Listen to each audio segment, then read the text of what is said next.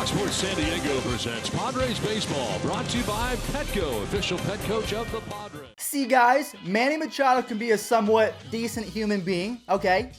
Maybe he's not as bad as everyone thought. You know, it's 2019, brand new year, new me. What's going on, guys? It's Fuzzy. Welcome back to yet another Major League Baseball recap. The first thing I have to say is this is my second attempt at this video because in the first one, it was fantastic.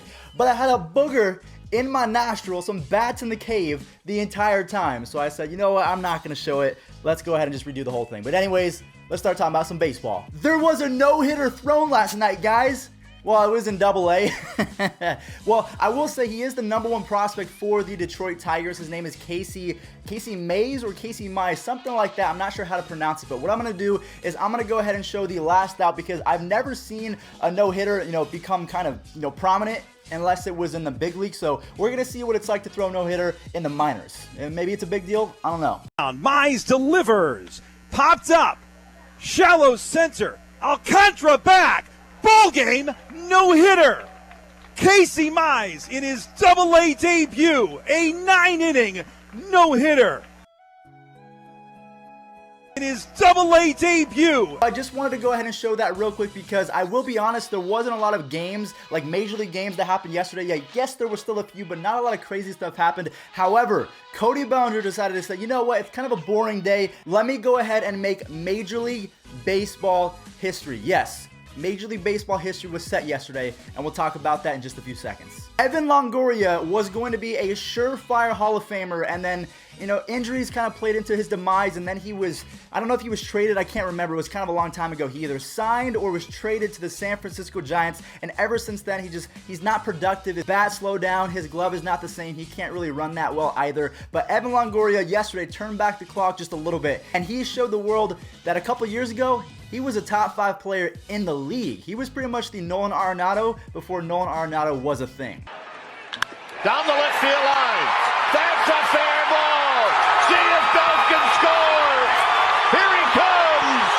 It is not in time. So in the last week, I think we've shown a Buster Posey 3-run home run and then an Evan Longoria highlight reel. So it's making me feel real young again. I'm 22 years old, so the fact that all these guys are aging and they probably have about 3 or 4 years left in the league, it's not fun to watch. But speaking of someone that has more than 4 years left in the league, Ozzie Albies just signed a 6 or 7 year deal with the Atlanta Braves, so he is going to be playing baseball for a good amount of time, and he came in clutch yesterday again. This dude, he's young, he plays a good second base. I just think he's going to have a really good career. And then also Mike Soroka of the Atlanta Braves, the starting pitcher, he had a really good game as well. So Ozzie Albies, Mike Soroka, take it away, guys. Swinging a high fly ball. That's walloped deep left field. He did something with that one. Off the facade of the Henry Aaron. And he just got Renfroe. And here it is. Struck him out. Little pop up right side. Will it stay in play for Freddie? So we will be talking about Cody Bellinger as soon as the next clip is over because I'm going to be honest with you guys, I have no idea how Jorge Soler was able to hit this outside fastball to left field. So he turned on an outside fastball and was still able to hit it almost 460 feet past the fountains. I just don't understand sometimes. Like, they're human beings just like me and you watching, but they can do so many better things because they're bigger and stronger and faster. Whatever. Jorge Soler is basically an Avenger. Oh, that one is not coming back. Way back and off the top of the fountains. I'll tell you what, when he gets into one, there is no doubt. And Soler hits his 7th. Yeah, I won't understand that. 96 fastball outside, turned on it, 460 to left field. It just does not make sense to me. But now, speaking of things that do not make sense to me, Cody Bellinger just does not make sense. He had an amazing first season. His freshman year in baseball was amazing. His sophomore year, not so much, but his junior year, right now, he is the MVP candidate right now, above Christian Yelich, who is also raking. And by the way, Christian Yelich does have a back injury right now, so I'm not sure how long he's going to be out. So Bellinger can really pad his stats right now and pad his lead, but he just made Major League Baseball history with this RBI. Ground ball, base hit. Cody Bellinger's rampage continues. They break the scoring seal in the 6th.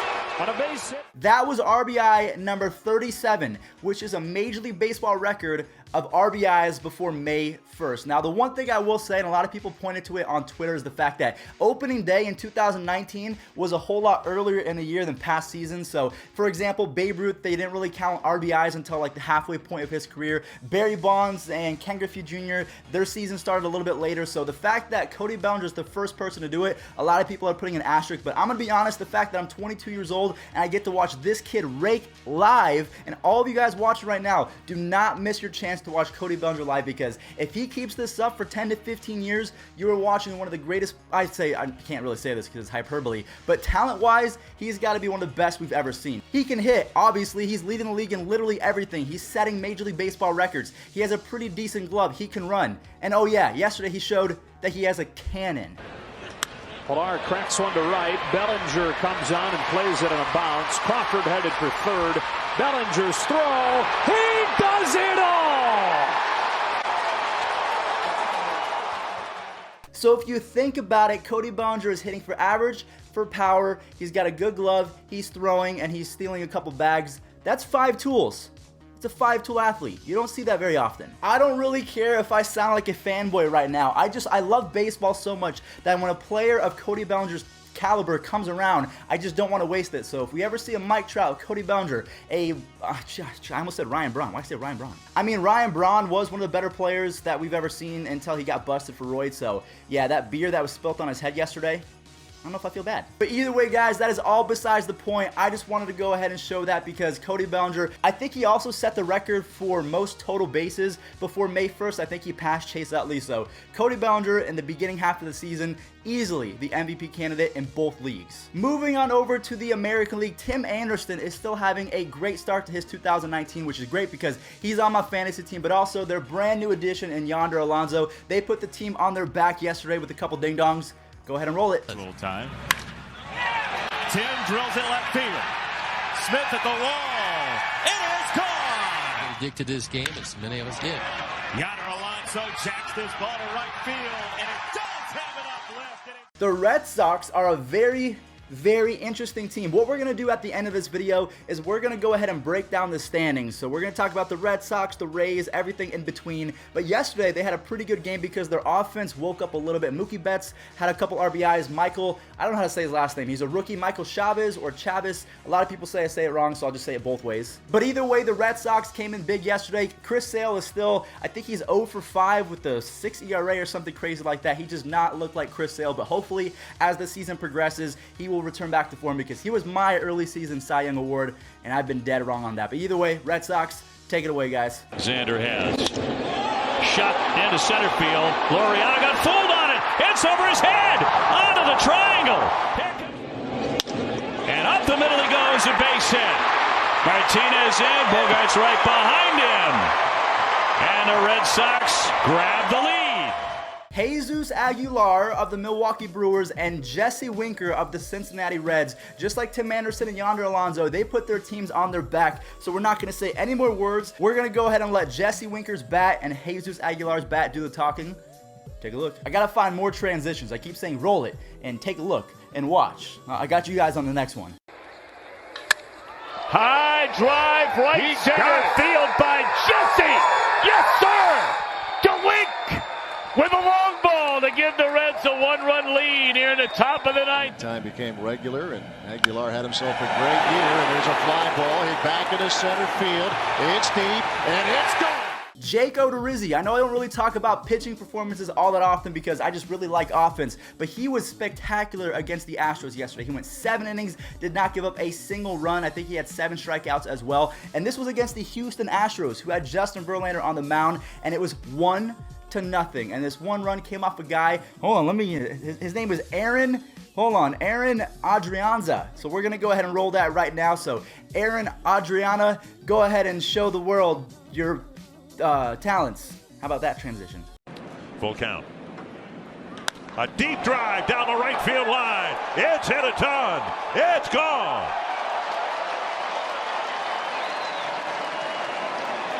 Home run number 50 for the Minnesota Twins.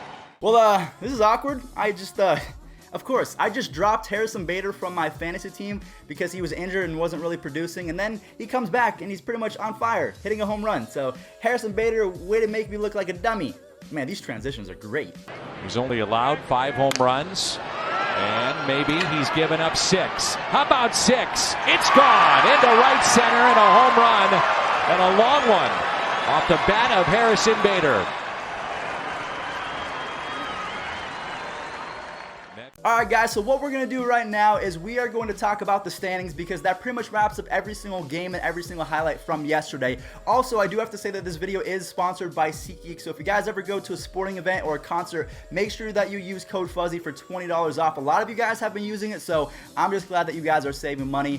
Anyways, let's go ahead and talk about the standings. We're going to start off with the American League East, and what we're going to do is we're going to talk about it, and then we're going to predict going forward if it's going to stay the same way or if there's going to be some fluctuation. So in the American League East, we have the Rays at first, the Yankees at second, the Blue Jays surprisingly in third place, the Red Sox are 12 and 17, and then the Orioles finally at 10 and 20. So in my opinion, I feel like it's going to stay the Rays at number 1 for the rest of the year. I just think they have decent pitching, they have really good offense, they have pretty good defenders in the outfield, so I think they're going to stay number 1. I think the Yankees are going to stay at number 2, but the Red Sox are going to be the odd man out because their their beginning of the season has not been great, so they're going to be the odd man out. They might make a wild card push, but who knows about that. Coming up next, we have the American League Central. We have the Twins at 17 and 9 in first place. As an Indians fan, I can tell you guys, I am afraid of the Twins. However, I will say, even though Jake Odorizzi was really good yesterday against the Astros, I don't think that's what you're going to get for the rest of the season. In my opinion, I think when Mike Clevenger comes back, I think that Corey Kluber is going to right the ship. Indians bullpen is an area of concern, but I think they might be able to fix that maybe with a trade. But I think the Indians will overcome the number 1 spot. The Twins will come in second, and then we have the White Sox, the Tigers, and the Royals all in 3rd through 5th place. So AL Central, in my opinion, probably the weakest division in baseball. The American League West is being led by the Astros at 17 and 12. They're actually tied right now with the Mariners. The Mariners are playing above standards right now. They're 18 and 13. I don't know if that's going to last. Then we have the Rangers at 14 and 13. The A's are 3 games below 500. I did not realize that. And then the Angels, even though they have the greatest player of all time, they are 12 and 17. So the way that I think it's going to work out is the Astros are going to be number 1. I think that the A's are going to turn around and be in second. The Mariners at 3rd, followed by the Rangers and the Angels. Now we're moving on over to the National League. We have the National League East. I think it's going to go the exact same way that you're looking at right now. I think it's going to go Phillies, Braves, Mets, Nationals. There's just something about the Nationals, it's just not clicking right now. Even though they have a really good team, that's just the Nationals' MO. You have a really good team. I don't know if it's chemistry or timing, but you don't win ball games. So the NL East, exactly how you see it, that's how I think it's going to finish. And the Central, this is a little bit tough because everyone thought the Reds might have a chance of winning this division, and now they're 12 and 16. But the Cardinals are really good. The Cubs are pretty decent. We have the Brewers and the Pirates. I think it's going to stay something like this. However, I do think when I said the Cubs are decent, I was kind of, just trying to ruffle a few feathers. I think the Cubs are pretty good. I think they will overtake the Cardinals because Chris Bryant's about to heat up. Cubs, Cardinals, Brewers, Reds, Pirates. And then we go to the National League West, the final division of baseball. It's going to end not like this because the Rockies are a better baseball team. They just got Daniel Murphy back. I think it's going to go Dodgers, Rockies, Diamondbacks, Padres, Giants. But as you guys can see, there's a lot of good teams playing baseball right now and a lot of surprise teams. So if you guys enjoyed today's video, make sure you slap a like on this one and subscribe because we are on the road to 100,000 subs. I will catch you guys in the next one. Peace out.